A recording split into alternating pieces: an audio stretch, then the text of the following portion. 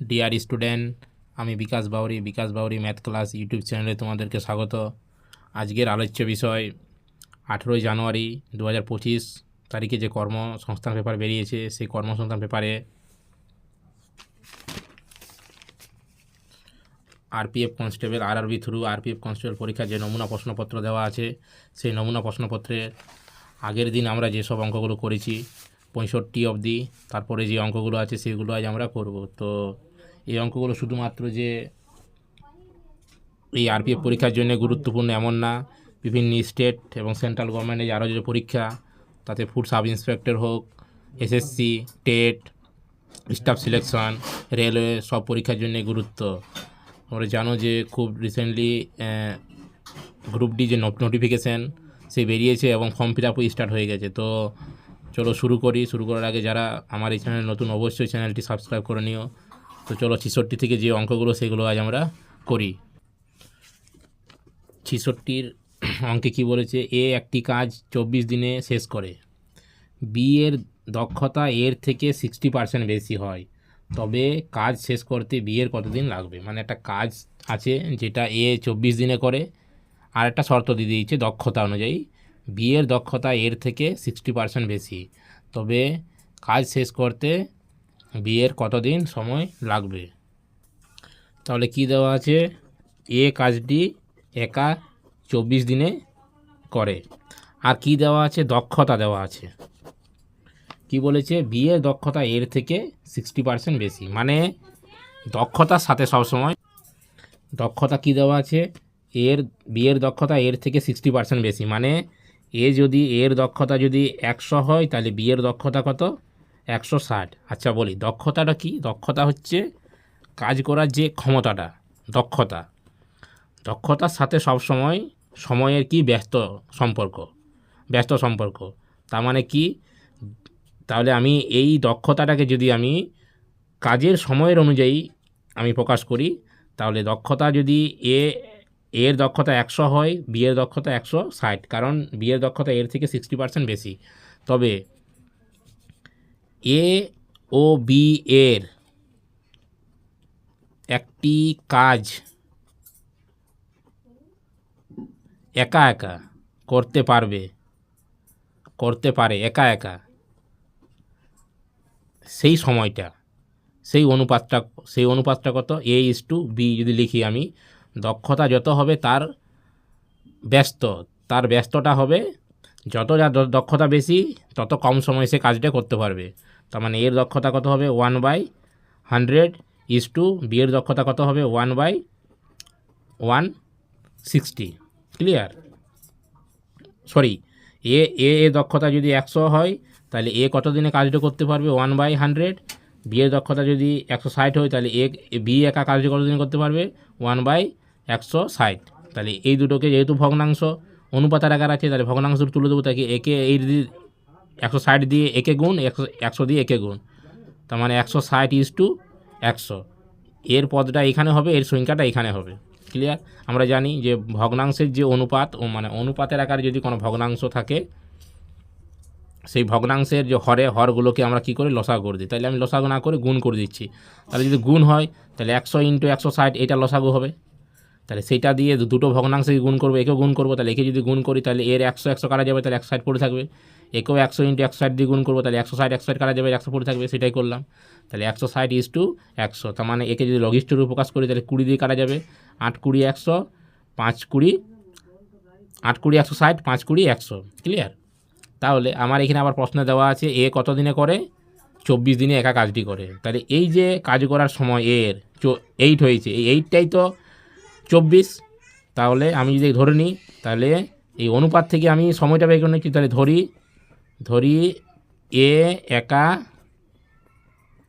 কাজ করে 8x দিনে, আর বি একা কাজ করে 5x দিনে। দক্ষতা থেকে আমি কাজের সময়টা বার করলাম, এ কত দিনে করে আর বি কত দিনে সেটা বার করলাম। যার যত দক্ষতা বেশি তত কম সময়ে সে কাজ করতে পারে। তাহলে দক্ষতা থেকে যখনই আমি কোনো কাজ কত দিনে করবে সেটা যদি বার করতে করি, তাহলে কী করবো? 1/, ওর দক্ষতাটা লিখে দেবো। তাহলে 1/100, 1/160। তাহলে সেই দুটোকে আমি অনুপাতের আকারে প্রকাশ করলাম লঘিষ্ঠ রূপে 8:5।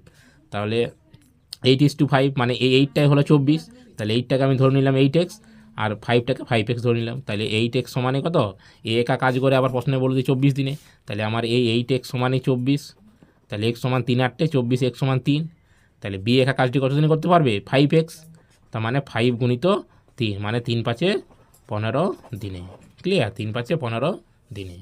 নেক্সট অঙ্ক 67 দাগের যে অঙ্কে কী বলা আছে, একটি কল 20 মিনিটে একটি চৌবাচ্চা ভর্তি করতে পারে, আর একটি কল দিয়ে 15 মিনিটে পূর্ণ চৌবাচ্চাটি খালি করতে পারে। যদি চৌবাচ্চাটি অর্ধেক ভর্তি থাকে ও তখন কল দুটি একসঙ্গে খুলে দেওয়া হয়, তবে চৌবাচ্চাটি কত মিনিটে খালি হবে। তার আগে আমি তোমাদের যে সূত্র সেটা আমি লিখে দিই। তাহলে সূত্রটা কি, একটি নল x মিনিটে একটি চৌবাচ্চা পূর্ণ করে, অপর একটি নল y মিনিটে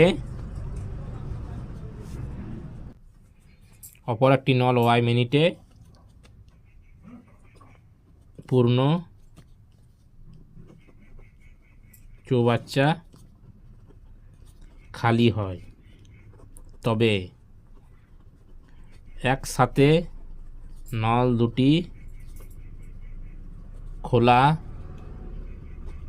থাকলে পূর্ণ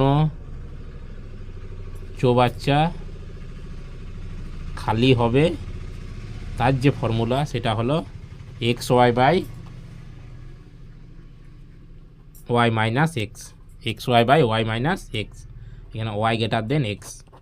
ক্লিয়ার, তাহলে যদি একটা নল দিয়ে পূর্ণ হয়, অপর একটা নল দিয়ে যদি খালি হয়, যে সময় দুটো দেওয়া থাকবে এবং তারা যদি একসাথেই চালু থাকে মানে খোলা থাকে, তখন পূর্ণ একটা চৌবাচ্চা, একটা একদিকে জল পূর্ণ হচ্ছে, একটি দিকে খালি হচ্ছে, এই অবস্থায় মানে একসাথে যদি খোলা থাকে, তখন পুরো পূর্ণ চৌবাচ্চাটি খালি হতে যে সময় লাগবে সেটা হলো xy by y minus x, যে সময়, এটা মিনিট বা যেটা থাকবে মিনিটে। তাহলে আমার প্রশ্নে সেটাই বলা আছে 20 মিনিটে একটা চৌবাচ্চা ভর্তি হতে পারে, আর একটা কল 15 মিনিটে পূর্ণ চৌবাচ্চাটি খালি করতে পারে। যদি চৌবাচ্চাটি অর্ধেক ভর্তি থাকে তখন অর্ধেক ভর্তি থাকে ও তখন দুটি কল একসঙ্গে খুলে দেওয়া হয়, চৌবাচ্চাটি কত মিনিটে খালি হবে। তাহলে আগতে পূর্ণ চৌবাচ্চাটি খালি হবে কত মিনিটে, তাহলে এই ফর্মুলা, তাহলে কত আছে আমার 20 গুণিত 15 by 20 minus 15। Clear, 20 × 15 by 20 minus 15 মানে কত হচ্ছে 20 × 15 বাই 5, 4 5 20 মানে কত 4 15 60 মিনিটে। তাহলে 60 মিনিটে পূর্ণ চৌবাচ্চাটি খালি হয়। তাহলে চৌবাচ্চাটি আমার কত আছে জল অর্ধেক, তাহলে পূর্ণ চৌবাচ্চাটি 60 মিনিটে খালি হয়। ক্লিয়ার, খালি হয় কত 60 মিনিটে। তাহলে মানে পূর্ণ অংশ, পূর্ণ মানে কি এক অংশ, তাহলে এক অংশ খালি হয় 60 মিনিটে। আমার কত আছে চৌবাচ্চায় জল অর্ধেক আছে, অর্ধেক যখন আছে তখন নল দুটা খোলা হয়েছে, তাহলে অর্ধেক মানে হাফ, তাহলে হাফ অংশ খালি হয় কত মিনিটে 60 গুণিত হাফ, তার মানে 2 দুগুণে 3 দুগুণে 6 30 মানে 30 মিনিটে। ক্লিয়ার, তাহলে অর্ধেক চৌবাচ্চাটি খালি হতে কত সময় লাগবে 30 মিনিট, এই যে 30 মিনিট। ক্লিয়ার, তাহলে সূত্রটা মনে রাখতে হবে, যদি একটা নল x মিনিটে কোনো একটা চৌবাচ্চা পূর্ণ করতে পারে, অপর একটা নল দিয়ে যদি y মিনিটে পূর্ণ চৌবাচ্চাটি খালি হয়, তবে একসাথে যদি নল দুটোকে খুলে দেওয়া হয় তবে পূর্ণ চৌবাচ্চাটি খালি হতে যে সময় লাগবে তার যে ফর্মুলা সেটা হলো xy by y minus x, মানে নিচে কী করবে যেটা বড় থাকবে সেটা থেকে বিয়োগ করবে। ক্লিয়ার, xy বাই নিচে xy দুটোর বিয়োগ, তাহলে 20 × 15 বাই 20 মাইনাস 15, তাহলে পুরো চৌবাচ্চাটা খালি হতে কত সময় লাগবে 60 মিনিট। কিন্তু চৌবাচ্চাটি কখন আমার নল দুটো একসাথে খোলা হচ্ছে যখন অর্ধেক, তাহলে যদি পুরো চৌবাচ্চাটা খালি হতে 60 মিনিট সময় লাগে, তাহলে অর্ধেক পুরতে কত সময় লাগবে 30 মিনিট। ক্লিয়ার, নেক্সট অঙ্ক, তাহলে কি বলেছে 68 জায়গায় যে অঙ্ক সেখানে কি বলেছে, কয়েকজন ব্যক্তির মধ্যে সমানভাবে 9000 টাকা ভাগ করা হলো, 20 জন ব্যক্তি বেশি হলে প্রত্যেকে 160 টাকা কম পেতেন, তবে প্রথমে কত ব্যক্তি ছিল। তাহলে ধরে নিচ্ছি প্রথমে ব্যক্তি ছিল এক্স জন। ক্লিয়ার? প্রথমে ব্যক্তি ছিল এক্স জন, তাহলে তখন প্রত্যেকে কত করে পাবে? প্রথমে ব্যক্তি ছিল এক্স জন, তাহলে প্রত্যেকে পাবে কত? 9,000 টাকা। তাহলে 9,000 বাই এক্স, এত টাকা করে। ক্লিয়ার? এখন ব্যক্তি কত হয়েছে? 20 জন বেশি হয়েছে, তাহলে ব্যক্তি 20 জন বেশি হলে এখন 20, এখন তাহলে কত পাবে? এখন পাবে প্রত্যেকে কত করে? এখন পাবে প্রত্যেকে কত? 9,000 বাই এক্স প্লাস 20। তাহলে এখন ব্যক্তির সংখ্যা কত? X plus 20। তাহলে এত টাকা করে। এই যে টাকাটা প্রত্যেকে এত করে পাচ্ছে, এই টাকাটা 160 টাকা কম। প্রত্যেকে 160 টাকা কম পায় যখন 20 জন বেশি থাকে। তাহলে এর থেকে এটা 160 টাকা কম। তাহলে 9,000 by x minus 9,000 by x plus 20 সমানে 160। এইটা হচ্ছে যখন এক্স জন ব্যক্তি, তখন প্রত্যেকে পাইছে এই টাকাটা 9,000 বাই এক্স। যখন ব্যক্তির সঙ্গে এক্স প্লাস 20, মানে 20 জন বাড়ছে, তখন 9,000 টাকারও ভাগ করলে প্রত্যেকে পাচ্ছে 9,000 বাই এক্স প্লাস 20। এই টাকাটা হচ্ছে প্রত্যেকের, এই টাকাটা হচ্ছে কি না 160 টাকা কম। তাহলে এইটার থেকে এটা 160 টাকা কম। তাহলে এটাকে সমাধান করব। তাহলে উভয়ের কাছ থেকে 9,000 কমন নিয়ে নিলাম। তাহলে এর 1 বাই এক্স মাইনাস এর 1 বাই এক্স প্লাস 20 সমান 160। তাহলে তাহলে 9,000, এটা লসা করবো এক্স ইন্টু এক্স প্লাস 20, এটা এক্স প্লাস 20 মাইনাস এক্স সমান 160। ক্লিয়ার? তাহলে কাটা গেল। তাহলে 9,000 into 20 by x x x square আর 20x সমান 160। 20 দিয়ে এর কিছু না, নিচে 1। তাহলে যদি সমানের দু সাইডে দুটো ভগ্নাংশ, এটা একটা ভগ্নাংশ, এটা একটা ভগ্নাংশ, তাহলে কিন্তু লবে লবে কাটা যায়, হরে হরে কাটা যায়। তাহলে 20 দিয়ে যদি একে কাটি 8। ক্লিয়ার? আবার এটা দিয়ে একে কাটা যাবে। 8 একে 8, 1 10, 8 একে 8, 2 20, 8 দুগুণে 16, 20 থেকে 16 গেলে 4 4 0 মানে 40, 5 8 40। তাহলে কত? 1125। তাহলে কত হচ্ছে? এক্স স্কোয়ার প্লাস 20x সমানে হচ্ছে 1125। তাহলে x square plus 20x minus 1125 সমান 0। এর মধ্য সহগ, এটাকে ভেঙে মাঝের যে পদ সহগ, মাঝের যে পদ তার যে সহগ, এক্সের যে সহগ 20 আনতে হবে। তাহলে 1125কে ভাঙছি। তাহলে 5 দুগুণে 10, 1 12, 5 দুগুণে 10, 2 25, 5 5 25। এটা কত হচ্ছে? 225। তাহলে 15 15 225, 3 5 15, 5 5 25, 3 15 45। 45 থেকে যদি 25 বাদ দিই তাহলে 20 আসছে। তাহলে এক্স স্কোয়ার প্লাস এই 20 জায়গায় লিখব কি 45 মাইনাস 25 এক্স মাইনাস 1125। ক্লিয়ার? সমান 0। তাহলে তাহলে এক্স স্কোয়ার প্লাস 45x মধ্য সহগ, এটা জানো, এর সাথে গুণ করবে, এর সাথে গুণ করলাম, মাইনাস 1125 সমান 0। তাহলে এই দুটো থেকে কমন, এই দুটো থেকে আমি কমন নেব। তাহলে এই দুটো থেকে এক্স কমন যাবে, তাহলে এক্স প্লাস 45। এই দুটো থেকে মাইনাস 25 কমন নেব, তাহলে এক্স প্লাস 45 সমান 0। তাহলে একটা একটা এক্স প্লাস 45, একটা এক্স প্লাস 45 কমন যাবে। তাহলে ইয়ার এক্স পড়ে থাকবে, ইয়ার মাইনাস 25 পড়ে থাকবে। তাহলে দুটো পদের গুণফল 0 হলে একে অপর 0 হয়। তাহলে এক্স প্লাস 45 ইজুয়াল টু 0, অথবা এক্স মাইনাস 25 ইজুয়াল টু 0। তাহলে এক্স সমান হচ্ছে মাইনাস 45 আর এক্স সমান হচ্ছে 25। ব্যক্তি এক্স সমান কী ধরেছি? ব্যক্তি সংখ্যা। এক্স সমান কী ধরেছি? ব্যক্তির সংখ্যা। ব্যক্তির সংখ্যা ঋণাত্মক হতে পারে না। তাহলে এক্স সমান হচ্ছে 25। তাহলে প্রথমে ব্যক্তির সংখ্যা কত ছিল? 25 জন। ক্লিয়ার? প্রথমে ব্যক্তির সংখ্যা কত ছিল? 25 জন। প্রথমে তাহলে কতজন ব্যক্তি ছিল? 25 জন। ক্লিয়ার? নেক্সট অঙ্ক 69 কি বলছে? আকবরের ওজন রহিমের ওজনের থেকে 15 কেজি বেশি। তাদের দুজনের একসঙ্গে ওজন 135 কেজি হলে রহিমের ওজন কত? আকবরের ওজন রহিমের থেকে 15 কেজি বেশি। তার মানে যদি আকবর এবং রহিম 15 কেজি বসি, তাহলে আকবর এ ধরছি, আকবরকে এক ধরছি, আর রহিমকে আর ধরছি। ক্লিয়ার? তাহলে আকবরের ওজনটা রহিমের থেকে 15 কেজি বেশি। কার বেশি? আকবরের। তাহলে আকবরের থেকে, তাহলে আকবর মাইনাস আকবরের ওজন মাইনাস রহিমের ওজন সমানই হচ্ছে কত? 15। ক্লিয়ার? আবার তাদের দুজনাকার একসাথে ওজন হচ্ছে 135, মানে আকবরের ওজন প্লাস রহিমের ওজন হচ্ছে নিয়ে 135। এই একটা সমীকরণ, এটা 2 নম্বর সমীকরণ।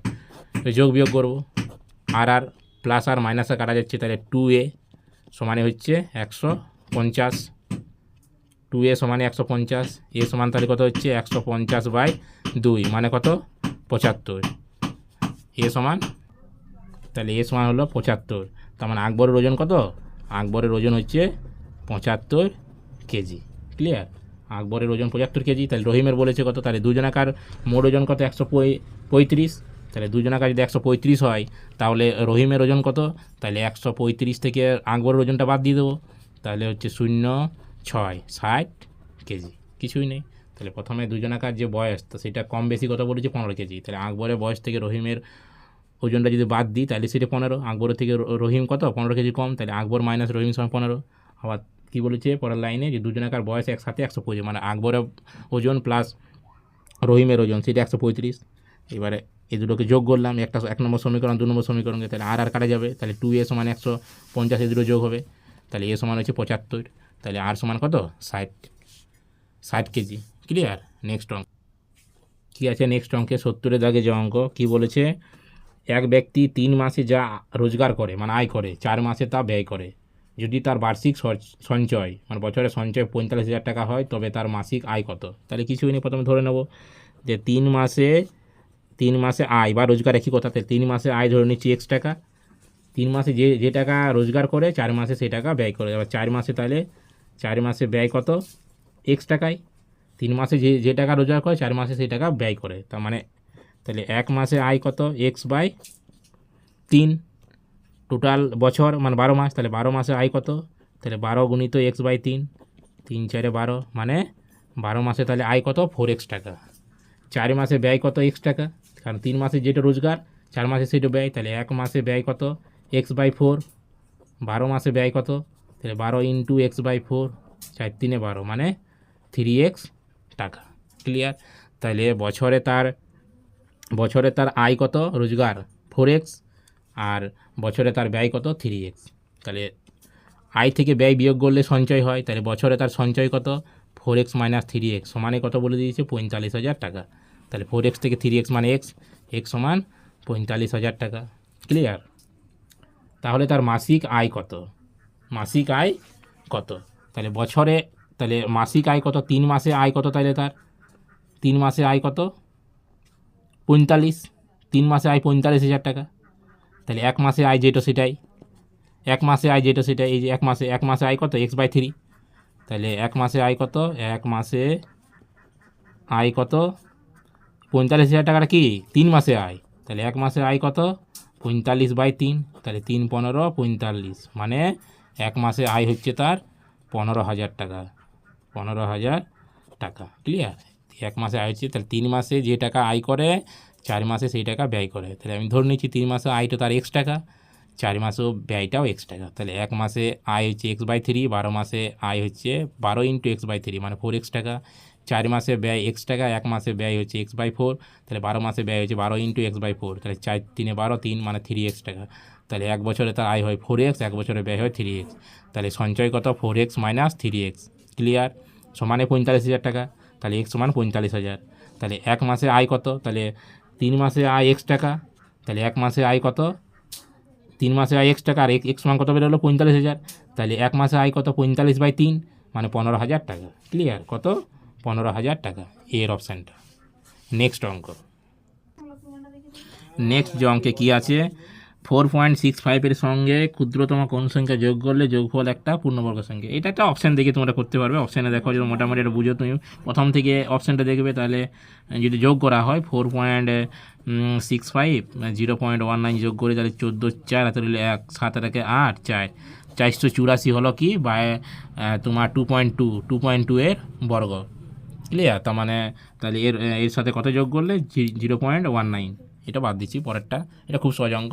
নেক্সটটা করছি 72-এর অঙ্কে কী বলেছে, এটা এক্সের মান নির্ণয় করুন যখন 5কে লেখা হয় এটা। তার মানে 5 সমানে হচ্ছে এটা 2 + 4/1 + 2/x। ঠিক আছে?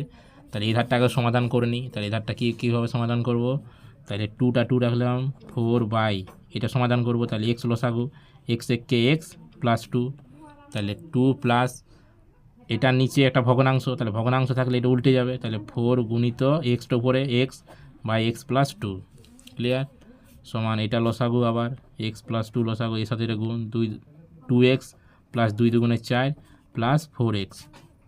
সমান কত হচ্ছে 2x আর 4x মানে 6x plus 4 by x plus 2। তাহলে এই মানটাই কত দেওয়া আছে, এই মানটাই দেওয়া আছে 5। তাহলে এই মানটাই 5 দেওয়া আছে, তাহলে 6x plus 4 by x plus 2 সমান এই 5। তাহলে এবার আর আমি গুণ করি, একে ভগ্নাংশের আকারে লিখলাম, পূর্ণ সংখ্যা আছে ভগ্নাংশের আকারে লিখে দিলাম।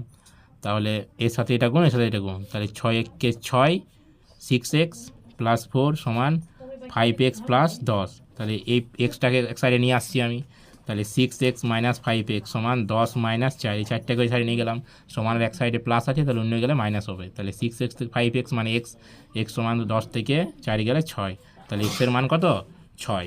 ক্লিয়ার, x এর মান 6 আমার অপশানে দেওয়া আছে। x সমান কত, x সমান দেখো 6, সি এর অপশানটা। ক্লিয়ার, x সমান 6। নেক্সট অঙ্ক 73-এ কী বলা আছে, দুটি সংখ্যার গসাগু এত এবং তাদের 20 এবং তাদের অনুপাত হচ্ছে 3:4, তাহলে তাদের যোগফল কত। তাহলে দুটি সংখ্যার কী দেওয়া আছে, 73-তে দুটি সংখ্যার অনুপাত দেওয়া আছে, তাহলে অনুপাতটা দেওয়া আছে 3:4, তাদের গসাগু কত বলে দিয়েছে, গসাগু 20। তাহলে আগে সংখ্যা দুটো বার করব, তাহলে সংখ্যা দুটো কী হবে, সংখ্যা দুটি হবে কী করব আমি, 3:4 দেওয়া আছে, তাহলে সংখ্যা দুটো কী করব, অনুপাতের যে পদ তার সাথে কিন্তু আমি গসাগু গুণ করে দেবো, তাহলে 4 × 20। তাহলে সংখ্যা দুটো হবে কি, একটা 3 × 20 মানে 60 আর 4 × 20 মানে 80। তাহলে কি বলেছে প্রশ্নে আমার, তাদের যোগফল কত, মানে সংখ্যা দুটি যোগফল কত। তাহলে 60 প্লাস 80 মানে কত, 140। 60 প্লাস 80 মানে 140। দেখো অপশানে কী আছে, অপশানে আছে আমার 140 ডি। ক্লিয়ার, তাহলে কী করলাম, কিছুই নেই, খুব সহজ অঙ্ক। যদি অনুপাত দেওয়া থাকে এবং গসাগু দেওয়া থাকে তাহলে সংখ্যা দুটো বার করার যে নিয়ম সেটা কী করবো, অনুপাতে যে পদগুলোর সাথে গসাগু গুণ করলে সংখ্যাগুলো বেরিয়ে যাবে। তাহলে 3 × 20 মানে 60 আর 4 × 20 মানে 80। এরপর 60 আর 20 সংখ্যা দুটো পেয়ে গেলাম, তাদের যোগফল 60 প্লাস 80 মানে 140। ক্লিয়ার, নেক্সট অঙ্ক কী বলেছে, 74-এর অঙ্কে কী বলেছে, রবির দুটি অঙ্ক পরীক্ষায় গড় নাম্বার 93, দুটি পরীক্ষার গড় নাম্বার হচ্ছে 93। পরের পরীক্ষায় মানে 3 নম্বর যে পরীক্ষা, সর্বনিম্ন কত নম্বর পেলে তার গড় নম্বর হবে 95। তাহলে দুটি পরীক্ষার গড় নম্বর 90, তাহলে দুটি পরীক্ষার গড় হচ্ছে 93। তাহলে দুটি পরীক্ষার মোট কত আমরা জানি, গড়ের সাথে যদি আমি পদসংখ্যাটা মানে যটা পরীক্ষা সেটা গুণ করে দিই তাহলে মোট পেয়ে যাবো। তাহলে গড় গুণিত 2, দুটো পরীক্ষা, তাহলে গড় গুণিত 2 মানে 93 গুণিত 2, 3 দুগুণে 6, 9 দুগুণে 18, 186। কী বলেছে, পরের পরীক্ষায় সর্বনিম্ন কত নম্বর পেলে তার গড় নম্বর হবে 95, মানে তিনটা পরীক্ষা, তিনটি পরীক্ষার গড় কত 95। তাহলে তিনটি পরীক্ষার মোট কত, 95 গুণিত 3, 3 5 15, 5 হাতে রইল 1, 3 নাম 27 আর 1 28, 285। তাহলে দুটো পরীক্ষাতে মোট হচ্ছে 186, তিনটে পরীক্ষার মোট নম্বর হচ্ছে 285। তাহলে 3 নম্বর পরীক্ষাটা, 3 নম্বর যে পরীক্ষা নম্বর 3 নম্বর যে পরীক্ষা কী বলছে, পরের পরীক্ষা মানে 3 নম্বর যে পরীক্ষা, 3 নম্বর পরীক্ষায় সে নম্বর পেয়েছে, 3 নম্বর যে পরীক্ষা সেই নম্বর পেয়েছে কত, তাহলে তিনটা পরীক্ষার মোড হচ্ছে 285, দুটা পরীক্ষার মোড হচ্ছে 186। তাহলে 285 থেকে 186 বিয়োগ, তাহলে 3 নম্বর পরীক্ষায় কত পেয়েছে সেটা বেরিয়ে যাবে। তাহলে 6 কতই 15, 9 হাতে রইল 1, 8 আর 9, 9 কতই 18, 9 99। তাহলে পরের পরীক্ষায় সর্বনিম্ন কত নম্বর পেলে তার গড় নম্বর 95 হবে, কত 99। তাহলে প্রথমে কী করলাম, দুটা পরীক্ষার গড় দেওয়া আছে, তাহলে দুটো পরীক্ষার মোট বার করলাম। পরের পরীক্ষায় কত পেলে বলছে তার গড় নম্বর হবে 95, মানে তিনটা পরীক্ষায় গড় নম্বর হবে 95। তাহলে তিনটা পরীক্ষার মোট নম্বর 285, 3 দিয়ে গুণ করলাম গড়কে, তাহলে 3 নম্বর পরীক্ষা কত পেয়েছে, 285 থেকে 186 বাদ, তাহলে 99। ক্লিয়ার, নেক্সট অঙ্ক কী বলেছে, নেক্সট অঙ্কে 75, দুজন শ্রমিকের মজুরির অনুপাত 4:3। যদি প্রথম জনের মজুরি 9 টাকা কমানো হয়, দ্বিতীয় জনের মজুরি 9 টাকা বাড়ানো হয়, তবে সেক্ষেত্রে তাদের মজুরির অনুপাত পূর্বোক্ত মানে এই যে 4:3 অনুপাতের বিপরীত হবে। ঠিক আছে, তাহলে দুজনের মজুরিগুলো ধরে নিচ্ছি, তাহলে দুজনের মজুরি যথাক্রমে আমি ধরে নিচ্ছি একটা 4x আর 3x। ক্লিয়ার, দুজনের মজুরি 4:3 ছিল, তাহলে আমি ধরে নিলাম 4xটা 4x, 4টা 4x আর 3টা 3x। আমরা জানি চলরাশি গুণ করে অনুপাতটাকে তুলে নিই। তাহলে প্রথম জনের মজুরি যদি 9 টাকা বাড়ানো হয় তাহলে প্রথম জনের মজুরি 4x 9 টাকা যদি বাড়ায়, আর দ্বিতীয় জনের মজুরি 9 টাকা যদি কমায় তাহলে 3x ছিল 9 টাকা কমায়, তখন যে তাহলে যে অনুপাতটা হলো এই যে 4x + 9 অনুপাত 3x - 9, এই যে অনুপাতটা পূর্বোক্ত অনুপাত 4:3 কি বিপরীত অনুপাত, মানে 3:4 হবে। ক্লিয়ার? তাহলে এখান থেকে আমি বের করে নিচ্ছি। তাহলে বলছি প্রথম শ্রমিকের মজুরি কত, তাহলে 4x + 9 অনুপাতকে আমরা ভগ্নাংশের আকারে লিখতে পারি, তাহলে এইটো অনুপাত এইটো, তাহলে এইটো বাই এইটা সমান 3/4। তাহলে এবার এটা ক্যালকুলেশন করছি, 16x এটা দিয়ে গুণ করছি, আড়াআড়ি গুণ 16x প্লাস 4 নাম 36 সমান 3 দীর্ঘা কত হচ্ছে, এটা মাইনাস 3 দীর্ঘা 9x, আর এটা কত হচ্ছে -3 নাম 27। তাহলে যদি আমি এক্সগুলোকে একদিকে আনি তাহলে এটা 16x, 9xটাকে এদের আনবো, তাহলে 16 থেকে 9 মানে কত হবে, 16 থেকে 9 মানে 7x সমান -27 আছে এধারে, আর 36 টাকা আমি এধারে নিয়ে যাব, তাহলে এটা কী হবে -27 আর -36। সরি কী বলেছে, প্রথম জনের মজুরি যদি কমানো হয়, ঠিক আছে, এটা যদি মাইনাস হয় আর এটা প্লাস, তাহলে এটা মাইনাস, ঠিক আছে, এটা মাইনাস এটা প্লাস, ঠিক আছে, তাহলে এটা হবে 16 -36, এটা হচ্ছে +27, তাহলে এদিকে 16x - 9x মানে 7x, ঠিক আছে, এধারে 27 আছে +27, আর এধারে এই 36টা এধারে গেলে কী হবে +36, তাহলে 7x সমান 6 আর 7 13 3 হাতে রইলে 1, 3 আর 4, 4 আর 2 4 আর 2 6, 63। তাহলে x সমান কত 63/7, মানে 7 নাম 63, এক্সের মান কত 9, এক্সের মান কত হলো 9। তাহলে প্রথম শ্রমিকের মজুরি কত, তাহলে প্রথম শ্রমিকের মজুরি কত 9x, প্রথম শ্রমিকের মজুরি কত, প্রথম শ্রমিকের মজুরি হচ্ছে 4x, প্রথম শ্রমিকের মজুরি হচ্ছে 4x, তাহলে প্রথম শ্রমিকের মজুরি 4x, তাহলে 4 গুণিত এক্সের মান কত পেলাম 9, তাহলে 4 নাম 36 টাকা। ক্লিয়ার? তাহলে কী করলাম, প্রথমে দুজন শ্রমিকের মজুরির অনুপাত দেওয়া আছে 4:3, তাহলে সেটাকে ধরে নিলাম, প্রথম শ্রমিকের মজুরি 4x, দ্বিতীয় শ্রমিকের মজুরি 3x। ক্লিয়ার? এরপর কী বলেছে, যদি প্রথম জনের মজুরি 9 টাকা কমানো হয় তাহলে 4x থেকে 9 টাকা যদি কমায় তাহলে 4x - 9, আর দ্বিতীয় শ্রমিকের মজুরি যদি 9 টাকা বাড়ানো হয় তাহলে 3x + 9, তাহলে যে অনুপাতটা হবে সেটা কি বাড়ানো হয়, তবে সেক্ষেত্রে তাদের মজুরির অনুপাত মানে এই অনুপাতটা কি পূর্বোক্ত অনুপাতের বিপরীত।